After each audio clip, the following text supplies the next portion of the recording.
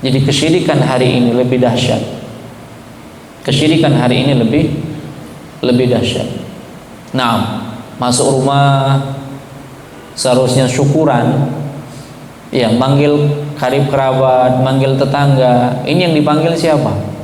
Yang dipanggil setan. Dengan cara apa? Potong ayam, kemudian darahnya itu dialirkan di dinding-dinding rumah. Jadi yang dipanggil siapa ini? Yang dipanggil setan.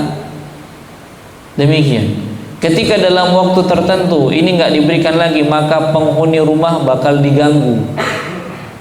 Karena sudah dari awal dikasih. Ya, sudah dari awal dikasih. Nah, apakah yang seperti ini bentuk syukur kepada Allah Subhanahu wa taala? Enggak.